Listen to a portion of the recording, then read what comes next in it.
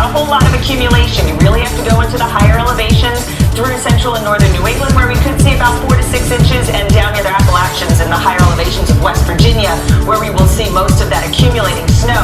The big story is the frigid cold temperatures. The cold air continues to pour in from the north. Minneapolis, it's 19 right now. Wichita, 43. St. Louis, only 46.